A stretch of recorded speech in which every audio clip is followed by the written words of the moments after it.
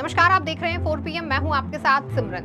देश के अंदर 7 चरणों में होने वाले लोकसभा चुनावों के पहले चरण के मतदान में अब सिर्फ 4 दिनों का ही समय बाकी रह गया है। 19 अप्रैल को पहले चरण के मतदान होने के साथ ही देश के अंदर लोकसभा चुनावों का आगाज हो जाएगा। यही वजह है कि सभी राजनीतिक दलों ने अपने प्रचार प्रसार में तेजी लाना शुरू कर दिया है। देश के बड़े बड़े नेता लगातार अलग अलग राज्यों के चक्कर लगा रहे हैं और अपनी राजनीतिक पार्टी के लिए चुनाव प्रचार कर रहे हैं। इस बार के चुनाव में देश की सत्ताधारी पार्टी भाजपा लगातार तीसरी बार जीत हासिल करके देश की सत्ता के सिंहासन पर एक बार फिर विराजमान होना चाह रही है। अपनी इस विक्ट्री को खास बनाने के लिए भाजपा अब की बार 400 पार का लक्ष्य लेकर चल रही है। यानी बीजेपी एक ऐतिहासिक जीत के साथ देश की सत्ता में लगातार तीसरी बार वापसी करना चाह रही है। तो वहीं दूसरी ओर विपक्ष है जो काफी हद तक एकजुट हो गया है। वो किसी भी कीमत में भाजपा को दिल्ली की गद्दी पर फिर से नहीं बैठने देना चाह रहा है। विपक्ष की ये कोशिश है कि वो कैसे भी करके भाजपा को सत्ता में आने से रोक सके और एक मजबूती के साथ देश की सत्ता में वापसी कर सके। इसी को लेकर सत्ता और विपक्ष के बीच सियासी जंग जारी है। इस बीच देश में उत्तर प्रदेश के बाद दूसरे नंबर पर सबसे अधिक लोकसभा सीटों वाले राज्य महाराष्ट्र में सियासी हलचल काफी तेज है और सियासी गतिविधियां आए दिन बदल रही हैं। महाराष्ट्र की सियासत में आए दिन हो रहे बदलाव के चलते प्रदेश की सियासत और भी गरमाई हुई है और 400 पार के लक्ष्य को लेकर के चल रही भाजपा के लिए प्रदेश में हालात आए दिन खराब होते जा रहे हैं। भाजपा ने 2 क्षेत्रीय पार्टियों एनसीपी और शिवसेना को तोड़ करके अपने पाले में मिलाया है, लेकिन फिर भी अब चुनाव सिर पर आए हैं तो भाजपा को इसका लाभ मिलने की बजाय और नुकसान होता नजर आ रहा है। यही कारण है कि जितना जितना चुनाव करीब आता जा रहा है उतना ही प्रदेश में भाजपा की हालत और कमजोर होती जा रही है और इसके लिए मुसीबतें कम होने का नाम नहीं ले रही हैं और भी बढ़ती जा रही हैं। तो वहीं महायुति गठबंधन में भी भाजपा अपने सहयोगी एकनाथ शिंदे और अजित पवार के साथ सामंजस्य नहीं बिठा पा रही है, जिस वजह से पहले चरण में सिर्फ 4 दिन बचे होने के बावजूद भाजपा के नेतृत्व वाला गठबंधन अभी तक प्रदेश में अपनी सीट बंटवारे का भी ऐलान नहीं कर पाया है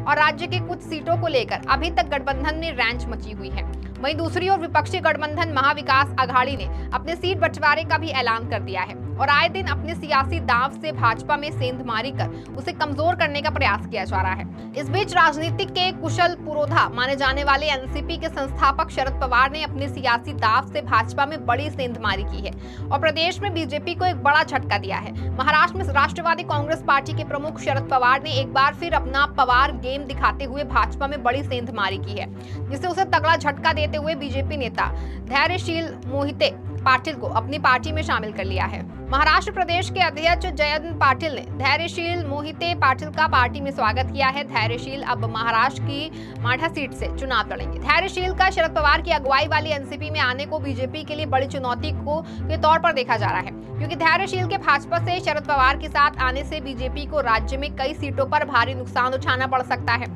इस मौके पर धैर्यशील मोहिते ने पार्टी में शामिल होने के पीछे की वजह भी बताई। मोहिते ने इस मौके पर कहा कि मैंने दिवाली पर अपनी इच्छा व्यक्त की थी। इसमें मैंने कहा था कि मेरी सांसद बनने में दिलचस्पी है। मैं सभी विधानसभा क्षेत्रों में घूमता रहा हूं। बीजेपी के उम्मीदवार की घोषणा के बाद मैंने फैसला किया था कि चलो अब घर पर बैठते हैं, देखते हैं अगली बार कब मौका मिलेगा। इसके बाद शरद पवार जी ने दादा से बातचीत की और मुझे प्रत्याशी बनने का ऑफर दिया। इससे पहले धैर्यशील मोहिते पाटिल ने सोशल मीडिया प्लेटफॉर्म पर लिखा कि देश के नेता एवं पूर्व केंद्रीय मंत्री शरद चंद्र जी पवार आज आदरणीय विजय दादा से मिलने आए। स्नेहपूर्ण दोपहर का भोजन लेने अकलूज आए थे। इस मौके पर मोहिते पाटिल परिवार ने हेलीपैड पर उनका स्वागत किया। बता दें कि इससे पहले माठा सीट से बीजेपी में टिकट के लिए दावेदारी करने वाली धैर्यशील मोहिते पाटिल ने 12 अप्रैल को अपना भाजपा से इस्तीफा दे दिया था। इसके बाद उनके शरद पवार की पार्टी में शामिल होने की अटकलें सामने आई थी। बीजेपी ने माठा से रंजीत नाइक लिम्बालकर को उम्मीदवार बनाया है। 2019 में इस सीट से लिम्बालकर ही जीते थे। तब अविभाजित एनसीपी दूसरे नंबर पर थी। शरद पवार की अगुवाई वाली एनसीपी को महाराष्ट्र में कुल 10 लोकसभा सीटें बंटवारे में मिली हैं। इसमें माठा सीट भी शामिल है। वहीं चुनाव करीब आता देख राजनेताओं द्वारा एक दूसरे पर आरोप प्रत्यारोप और सियासी बयानबाजी का दौर भी लगातार जारी है। इस बीच राष्ट्रवादी कांग्रेस पार्टी प्रमुख को शरद पवार ने प्रधानमंत्री नरेंद्र मोदी पर जमकर के निशाना साधा। शरद पवार ने पीएम मोदी पर देश में धीरे धीरे लोकतंत्र को नष्ट करने का आरोप लगाते हुए कहा कि उनमें और रूस के राष्ट्रपति पुतिन के बीच में कोई फर्क नहीं है। सीनियर पवार ने आगे कहा कि मोदी नहीं चाहते कि विपक्ष से कोई भी निर्वाचित हो। प्रधानमंत्री का इस तरह का रुख दिखाता है कि उनमें और रूस के राष्ट्रपति में कोई अंतर नहीं है। पवार ने कहा कि आदर्श आचार संहिता लागू होने पर मौजूदा मुख्यमंत्री की गिरफ्तारी दिखाती है कि मोदी धीरे धीरे संसदीय लोकतंत्र नष्ट कर रहे हैं और देश तानाशाही की ओर बढ़ रहा है।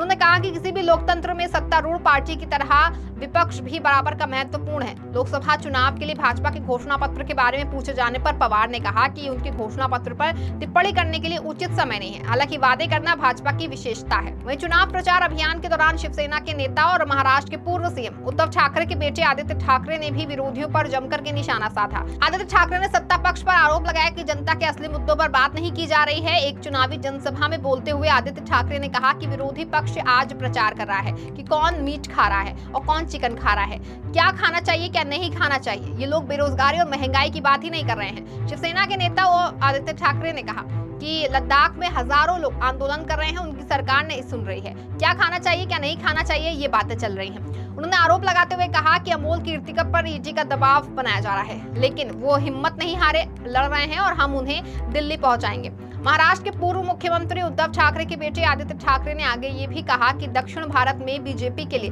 दरवाजे बंद हो गए हैं। महाराष्ट्र में मैं घूम रहा हूं, बीजेपी से लोग नाराज हैं। आप देखना दिल्ली में अघाड़ी की सरकार बनेगी। केजरीवाल की गिरफ्तारी से लोग नाराज हैं। उन्होंने दावा करते हुए कहा कि दिल्ली की एक सीट भी बीजेपी नहीं जीतेगी। जाहिर है कि लोकसभा चुनाव की तारीख जितनी करीब आती जा रही है, महाराष्ट्र में भाजपा के लिए मुश्किलें उतनी ही बढ़ती जा रही हैं। ऐसे में 400 पार की उम्मीदें लगाए बैठी भाजपा का 48 लोकसभा सीटों वाले महाराष्ट्र में बड़ी हार का खतरा मंडरा रहा है। अगर बीजेपी महाराष्ट्र में अच्छा प्रदर्शन नहीं कर पाई तो उसके लिए 400 और 370 सीटें पाना तो दूर की बात है, सत्ता में बने रहना तक बहुत मुश्किल हो जाएगा। फिलहाल इस खबर में बस इतना ही। तब तक के लिए आप देखते रहें 4 PM। धन्यवाद।